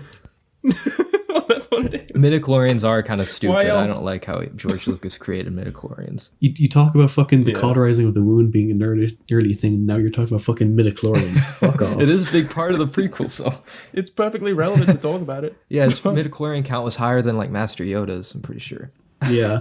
But, pretty crazy. What was my point before Liam interrupted me? Fuck you, I don't know. Fuck you, too. I just never felt that Anakin was, like, the guy that people said he was, and I think that is one of the biggest faults of the prequels. You were supposed to bring balance to the Force, not leave it in darkness. Never felt that. Yeah. Never felt that. I think they just had too much faith in him, really. I just think that Palpatine just, like, you know, he just manipulated him so easily, and he, like, you know, was saying how great Anakin was, and, like, you're going to be stronger than even me one day, and all this stuff to him. And, like, so, you know, Palpatine was just, like, grooming him the whole time, while, you know, meanwhile, the Jedi Council, not in a sexual way, meanwhile, the Jedi Council, you know, they deny him the rank of Master, and then, like, Obi-Wan's, like, you know, going behind his back, talking to the Jedi about him. So, like, I see why he doesn't like the Jedi at the end of this, and why he, you know, Palpatine's always been there for him and all this stuff. But the only thing, to bring it back to, this is one of the most pivotal scenes in the movie, like, and it is really, if I was to criticize it at all, Anakin's turn from, so, like, you know, in this all happens so quickly, to where Palpatine and Anakin are talking, and then Palpatine starts talking about the dark side of the Force, and that, like, you know, he basically reveals himself to be the Sith Lord, and then Anakin goes to Mace Windu. He tells him that Palpatine's the Sith Lord. They go to arrest Palpatine. He kills them all, and then Anakin is like, he goes back and forth between, like, no, he must stand trial. And then he throws Mace Windu out a fucking window. And then he's like, what have I done? And then he's like, I will obey you, master. So, like, It's just back and forth between his change was really abrupt, I will admit. I do like that scene in general. I do too. I love it, but I just think like that all could have taken a bit like they really could have like taken their time a bit more with that. I think my biggest problem with that scene though, and it's something that like I've kind of neglected to mention throughout like the first two, I think Samuel Jackson is like one of the worst miscastings ever. Really? Genuinely, because like this was kind of brought up in the Plinkett review of like the prequels and all that.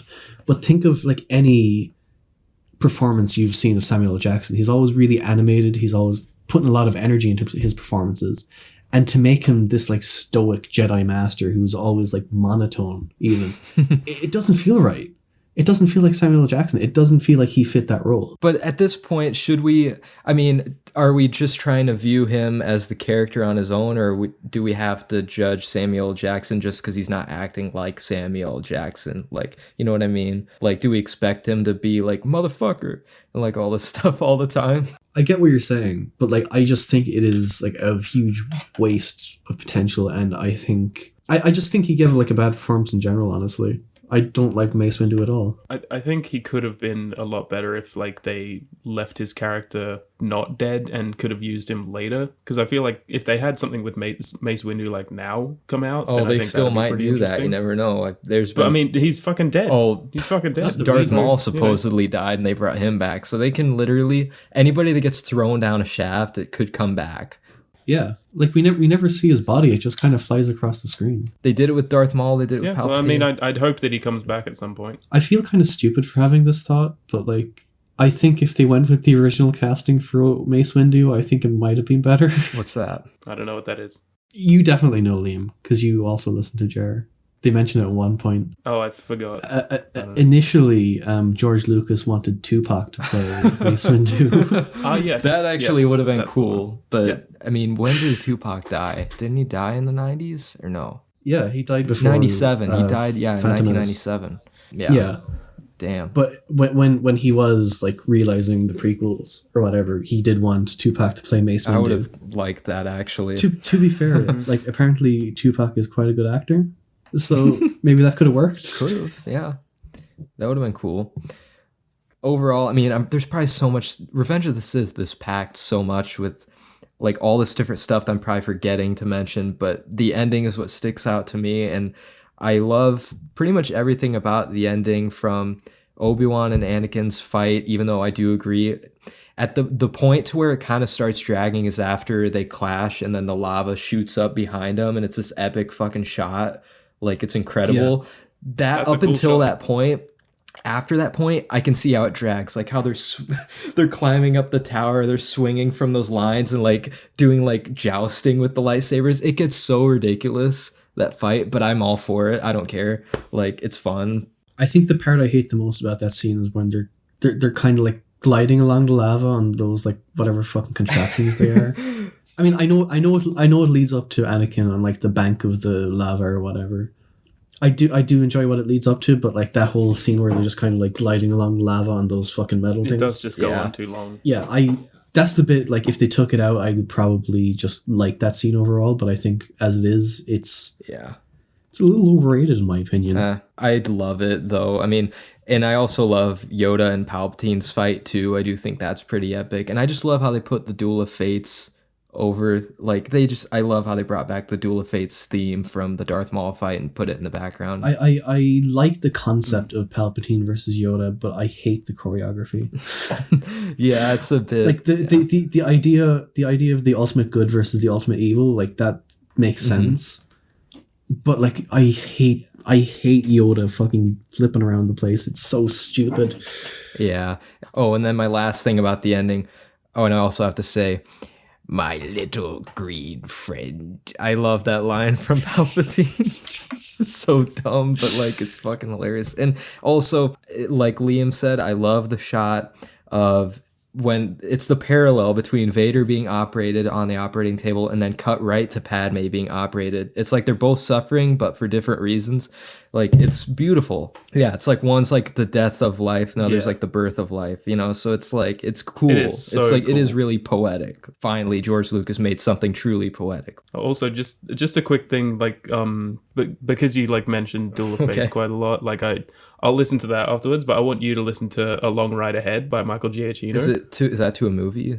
It's probably Rogue One. I think that's a fucking fantastic opening track. I just want you to listen to that song. That's all. Keep going. Anyway, so that's my thoughts on the ending, and I guess I'll just wrap up my overall thoughts before you can go ahead, Keelan. But overall, yet another 5 out of 5. I fucking love just everything about it. It really is the more objectively good prequel out of all of them, and it's my favorite. It's my 4th favorite Star Wars movie, right behind the original trilogy.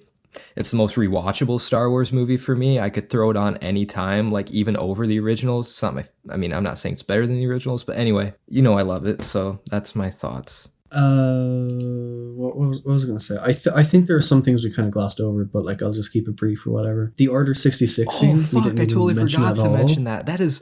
I'm glad you mentioned that. That is one of. I don't fully like it, but I think it's one of the coolest ideas in Star Wars, and I think the opening of it, where like Palpatine is calling Cody and he's just like execute Order 66 and whatever, it's really well done and it's fucking harrowing. The music is so heavy too. Like the music is like such an emotional piece of music, and like it's sad. Like it's a really sad sequence. Is that you'll have to remind me because I'm blanking right now. Basically the death of all the Jedi. Yeah, this is when Palpatine says execute Order 66, and then Obi-Wan gets shot into the pool, and yeah, it's a whole montage. Oh yeah, I remember like when we were outside the theater afterwards, I mentioned that it's like it reminds me so much of Deathly Hallows Part 2. Yeah, like how there's just that shot of like, you know, everything being fucking destroyed and shit, and it's just like really emotional music. Like I felt that when I was watching Revenge of the Sith, and I was surprised because I was like, this is actually getting me right now. Truly epic. It's fucking great. The one part of that scene I don't like is when they kill the Twi'lek. Oh yeah, that's a bit awkward. Like the way she falls. That was a bit awkward because she almost starts falling before she even gets shot, and she's just kind of looking around like you know, confused, and but they really lay into her. They just keep shooting and shooting, like they do not stop. Like, why did they need so many fucking clones to kill her? Like they just surround her and just like start open fire. They really got to make sure that they're dead. I don't know, but for me, the one that hits me the most out of all those Jedi deaths is oh my, what's the guy? I know his name. The guy with the big tall head who's like, what about the attack on the Wookiees? I can't remember his name. Yeah, but the guy with the really tall head, and he was like fighting. Then that's the one that gets me because he's like, come on, and he's like leading the fight, and then he just looks behind him and he's like, what the fuck? It's like that's the one that hits me the most for some reason. I don't know why. Yeah, like I was saying, I love that. And I don't like the Twi'lek death, but I think the thing that like nearly fucking kills it for me, you know what I'm going to say, the younglings. Oh, we have to mention the younglings. We can't go this episode without mentioning the fucking younglings. That is one of the funniest fucking things in Star Wars. It's funny, but I love it. Master Skywalker, there's too many of them. I'm pretty sure the reason everyone says this, that when Obi-Wan covers his mouth after saying not even the younglings survived, then he covers his mouth because he was trying not to laugh. Like Ewan McGregor was trying not to laugh when he said that. The performance of that kid as well, like obviously nothing against the kid, but like it's so fucking bad. Yeah, it's brilliant. But like the shot of just like Anakin just extending his hand and then he ignites the saber. Just the saber, yeah. And okay, sorry, there's so many moments to mention, but that just reminds me when he slaughters the Trade Federation and Newt Gunray and all them. That's fucking badass too. I love that part when Anakin's slaughtering all them. Like I was saying, it was more like unintentionally funny to me, but like I can see why you can think that. I just thought the edit was like really funny. Yeah, I can see it now. I can kind of see it. Okay, sorry, one more. I saw a footage of him killing younglings. And then it just covers his mouth. Like, that is hilarious. Oh my god. Anyway. No, he wouldn't do that. No, he wouldn't do that. So yeah, there's so many moments. Yeah, I guess we've covered most of it. So for the most part, yeah. Will we wrap it up? Yeah, there? did you need to give your closing thoughts? I don't know if you guys both did already. Yeah. Like your score and everything. I don't think we did. I guess who will I go first? I'll go first. Yeah, I'm very mixed on Revenge of the Sith. It's the one prequel that I can see why people love it. It's the one prequel where like, okay, yeah, it makes sense why this is the one that people latch onto. But there's just so much stuff in it that I wish wasn't there. But at the same time, like there's so many great Star Wars moments. Like I'm pleasantly surprised that I liked it more on a rewatch, even though I still give it kind of like a lowerish score.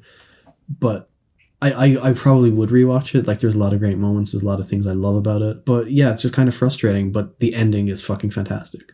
The ending is like the best thing about it. It's the best thing about the prequels. Mm-hmm. And I'm gonna give it a 4 out of 10. Yeah, it's closer to a 5. It is very close to a 5, but I can't go quite that far. It doesn't feel right.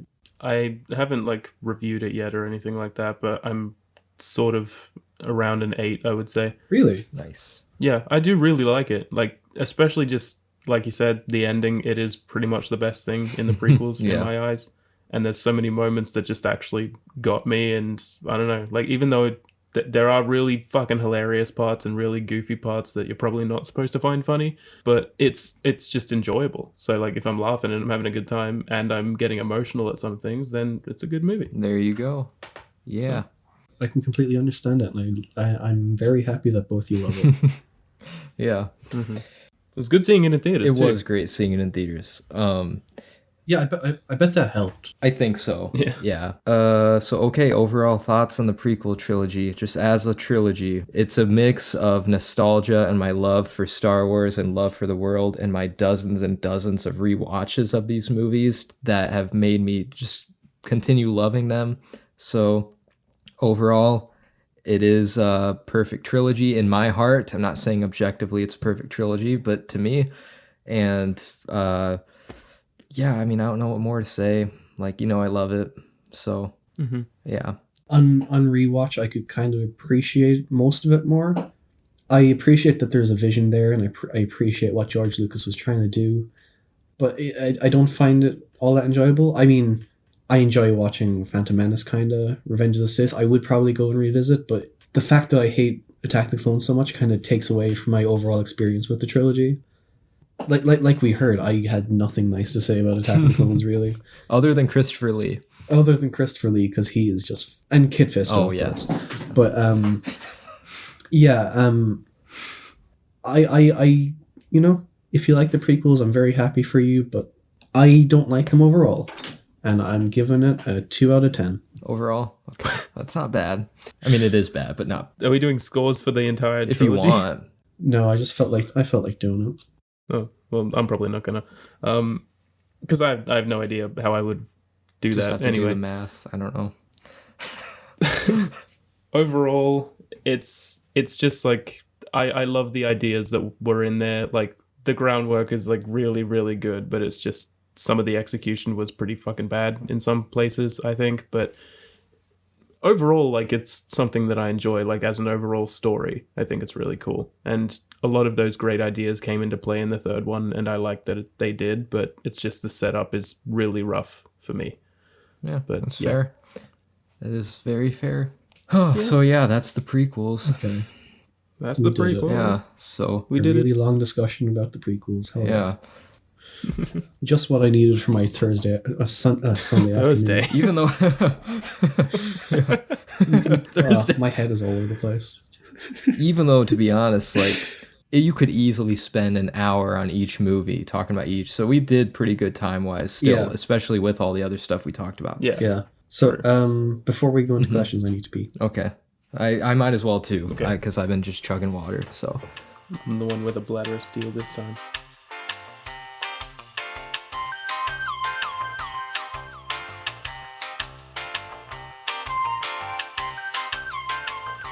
All right, I think we got like 7 questions overall. We can blow through them pretty quick, I'm sure. I think some of them we probably talked about because they're all about the prequels. Yeah, most are prequel related. Yeah. So, all right, let's get into listener questions. Still the most awkward intro to a segment. I like it. Whatever. I mean... I like all your intros. I love the Quinn disclaimer. I love the listener questions. I love the spoilers. Yeah. Oh, yeah, the spoilers, which we didn't even... I mean, I'll probably say, like, we're spoiling all the prequels because we didn't even say that, but we spoiled the shit out of them. Yeah, so. yeah. I was going to say, like, right when we did the first one, and then I was like, I just didn't say it. I'll just say it in the disclaimer. But, okay. First one I've got is from Brian Loves Film. I honestly have no clue how you watch Attack of the Clones without getting sleepy. I agree. I mean, I knew you'd agree. I wouldn't say it makes me sleepy. Phantom Menace makes me sleepy. It's definitely not a boring movie. Like, yeah, Phantom Menace would be the closest to making me sleepy too, but yeah. There you go. I can't answer that question, unfortunately. Because you don't know why it makes you sleepy. Can you answer it, Quinn? Answer what? I honestly have no clue. Yeah. How you watch Attack of the Clones. I mean, I don't know either. I just love it. There you go. It's exciting watching Anakin jump off of that ship and then fall down, and it's fucking exciting. Anyway, next I've got 2 questions from Sirtone_reviews. First one is best moment of all the prequels. Well, I think we all kind of agreed it'd probably be like the overall finale of Revenge of the Sith, right? Yeah, 15 minutes or so of Revenge of the Sith, yeah. Yeah, if you can count that as one moment. Primarily the Darth Vader transformation for me. Other than the no. No. The big no. Yeah, that was a bit over the top, but I love it still. Yeah, just the whole finale of Revenge of the Sith is probably the best. Honorable mention goes to the Darth Maul fight. I do love the Darth Maul fight. Mm-hmm. Oh, honorable mention? The younglings. Oh, yeah, the younglings. Of course. Killing younglings. I get they couldn't have shown it on screen, but They man, I always shoulda. just wondered how he did it. I mean, they showed they showed George Lucas's kid getting killed. Wait, you know what? that kid that tried to... Oh, that was his that was kid? that was his son. The kid that... Oh, I didn't know that. Holy shit. Wow, yeah, but he was like a teenager, it looked like, at least. He still killed... The other kids were like toddlers, so like you can't really kill innocent toddlers on screen. Mm-hmm. Just make an R-rated cut of it. Make like, release the younglings cut. Just honorable mention to any Watto appearance. That's true. That is true. Yeah. Actually, if you forgot to mention, he comes back and Attack I of the didn't Clones. want to I mention it I 'cause it actually depressed wanted me. to say that because Keelan said to me when I was watching Attack of the Clones, I sent him a picture of Watto in Attack of the Clones, and he said to me, and I quote, "That's not Watto, that's a shell of Watto." He is kind of a shell of himself. He is. He's got like the beard that grows, like the beard that he didn't have. I hate Attack of the Clones, Like- Watto. I was so excited to see him, and then Keelan shut down my excitement immediately. That's not Watto. That is not Watto. Yeah. Okay. He also asked, if made today, who would you cast for the Anakin and Obi-Wan? If you had to recast Anakin and Obi-Wan, if it was made today. Timothy Chalamet and Ian McGregor. Timothy Chalamet. Oh my god, how did I know somebody would say Timothy Ew. Chalamet? That'd be terrible. No, Ew. No, No. come on. Timothy Chalamet is a great actor. no, he can't play Anakin. I was joking. but, Nah, like, I can't. Yeah. he gets too much hate. He gets way too much hate. I don't even know why. I don't hate him or anything, but I don't think he can play Anakin. It was a I just joke. think he's kind of overrated. But Who's like a good young actor that could play Anakin well? If I'm being serious, Not child Anakin. that's hard. Child Anakin, Jacob Tremblay. No, not child Anakin. Jacob Tremblay's not a kid anymore. Yeah, but go back a few years, okay? Okay. Oh, that would have been terrible. I hate Jacob Tremblay. Really? Fuck What? that kid. Jacob Tremblay's not bad. I just don't like He's him. awesome in Room. I don't know. And Yeah, Doctor Room's Sleep. great. I don't Oh, I haven't seen Room. To be fair, I haven't seen Room, so maybe I don't he's like good. Doctor Sleep that much, but he is so fucking good in the scene he's in. He's like really fucking good. Yeah, he is. Yeah, and I'm glad. That was a satisfying scene for me, seeing him get stabbed to death. But, yeah. Oh, Spoilers for Dr. Sleep. Jesus. oh my god, I hope you can't hear that dog barking. That's annoying. I don't think anyone else could do Obi-Wan better than Ewan McGregor, even though I don't like him in the first two. I don't think he can get better than I agree. him in Revenge of the Sith. He is the closest to a young Alec Guinness, like he really is. And from what I've seen of the show, he still pulls it off really well. Oh yeah, he's even closer to Alec Guinness, like in the yeah. show. Like he really is. I just realized, like, if the prequels are made today, Anakin would probably be played by like Tom Holland. I was gonna say that. Oh god.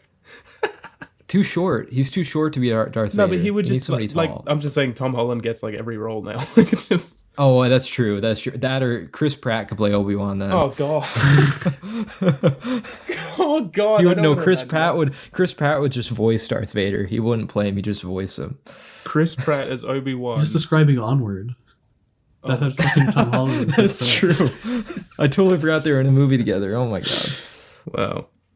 Pete Davidson. I really don't know. I'm just gonna stick with Hayden Christensen and Ewan McGregor. Even though people hate on Hayden Christensen, I still love him. I don't know. I feel like if it was made today, I feel like someone like Lucas Hedges would be Anakin. Oh, I'm not a big fan of Lucas Hedges, but I feel like he is the Anakin type. I can imagine him delivering all those lines. I don't know. He probably could. How about that one? Who's the kid from Fighting with My Family? That kid. Oh, Jack Loudon.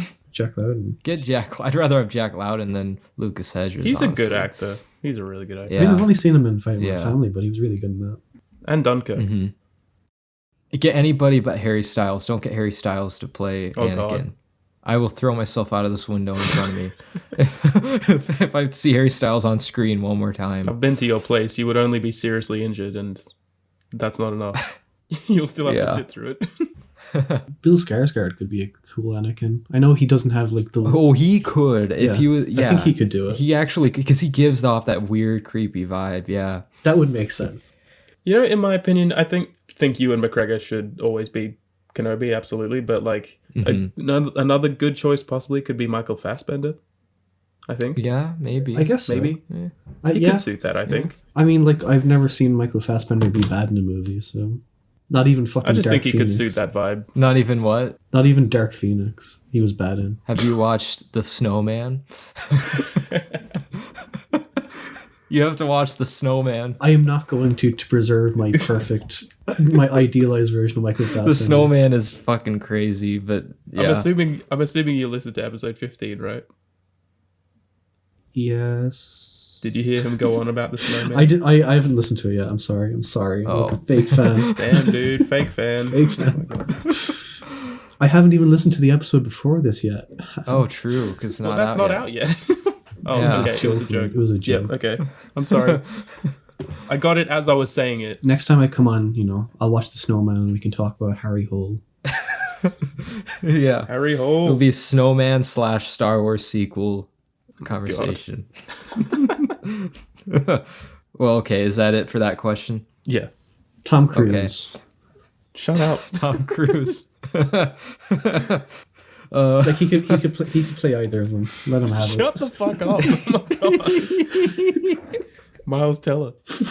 Oh yeah, Miles Teller as Anakin actually wouldn't be terrible. Top Gun Maverick. Honestly. Top Gun Maverick is just modern prequels. That is the modern version of the prequels. We This need to question stop could have bringing up ended. Top Oh Gun my God. Maverick. Okay, which prequel film is the worst and why? I've explained. You've definitely explained. Like Attack of the Clones. I'm still Phantom Menace.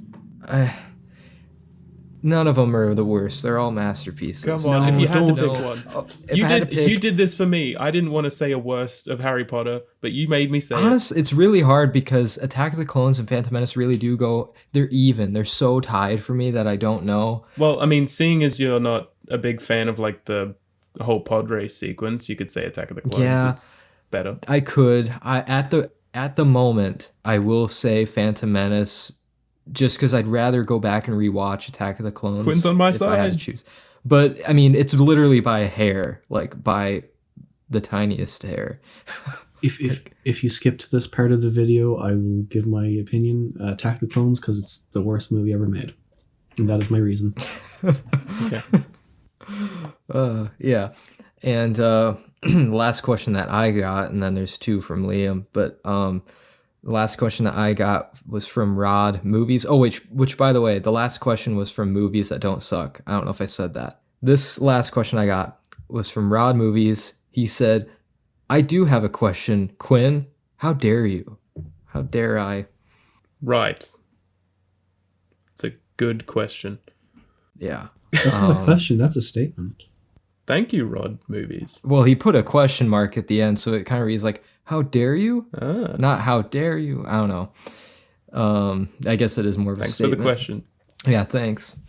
I know that I have an unpopular opinion here. Then I'll read off the two that Liam got from Stillian Billion, aka Chandra. She asked, what do you all think influenced George Lucas to create Star Wars? Well, I know what influenced him because I'm like Star Wars in general. Yeah. Yeah, like fucking Rashomon. Akira Kurosawa. Yeah. Like Akira Kurosawa specifically, like not even just, the Hidden Fortress. Yeah, I was just about to say. Yeah. That's the one. Yeah, that's the one in particular that influenced him the most. And like Akira Kurosawa did the original swipe edit, like the iconic Star Wars swipe. Like he was doing that before him. So yeah, definitely that's a big thing. And also he's talked about like how like those old like sci-fi serial like shows, those I don't know what they were called. Was it Buck Rogers or something? I think that's something that's probably something like that. But just like old like stuff like that. But mainly Akira Kurosawa. So, yeah. I can't wait for this next question. Yeah, I saved the best for last. Old child support. My good friend. Ask him why he is a rat. I don't know what that means. Is this between you guys? I don't know. Is it referring to you or me, Liam? It's referring to you. I don't know. He's an odd fella. He's an odd fella, that old child support. He's the one who asked us that weird, like, SpongeBob question. Yeah, and? Yeah. What was the SpongeBob question? How many times is too much when it comes to rewatching the SpongeBob movie Sponge Out of Water? I mean, that's an odd question. So why are you a rat, though? Well, I suppose in his point of view, I'm bad at CS:GO. I'm very annoying. I can back that. An incredible degree. I don't know. You'd have to ask him yourself. Maybe bring him on as a guest one day. Fuck no! Oh my god! I've seen his Twitch streams. I don't want him on here. His Twitch streams are good. What would he even fucking talk about? He's putting in effort now. He's role playing. He would just advertise his Twitch streams the entire time. That's all he'd do. I mean, you have the power as editor. True. I'll just cut him out completely. Yeah, just have him as a guest and just like he's not in it. We answer the listener questions on his behalf as well. Oh yeah, that'd be good. Yeah. All right. Well, that was the last question. So what a banger to end on. I know. Time to wrap this up. We had a great conversation about the prequels. I'm glad that we have all sorts of, I love it. I'm on this far end. Liam, you were in the middle. You kind of helped both sides, and then Keelan, you're still not the biggest fan, but that's fine. Just say you hate me and get it over with. No, I'm not one of those Star Wars fans. I try not to be one of those Star Wars fans. But yeah, thank you for joining us again. Second time, return of the Jedi. Hey. It's a pleasure as always. The shit Irish Jedi. that hurt me. There hasn't been an Irish Jedi. That'd be a good idea. That wouldn't make any sense. Liam Neeson is Irish. Oh yeah, shit. So there has been an Irish Jedi. Never mind. Okay. As always, you can find me at Views by Quinn on all the social medias, mainly Instagram and Letterboxd. You can check the link trees in the description of the episode to find links to all that. What about Keelan? Is there anywhere they can find you? You can find me on Letterboxd, Only Shallow. You can find me on Serialized, Only Shallow. And you can find me on Music Board, Only Shallow. I will link those in the description for everyone. Yeah. Hell yeah. They can see my horrible opinions. They're pretty bad. You can find me at... Fuck off, what? Nothing. You can find me at Movies Music Me on pretty much everything. And go to the link tree in the description if you want specifics. Yeah, that's about it. And please don't forget to rate the podcast on Spotify. We appreciate it very much. 5 stars, if you please. Or any platform, whatever platform you're on. Apple Podcasts. True. Whatever. YouTube, you can't rate.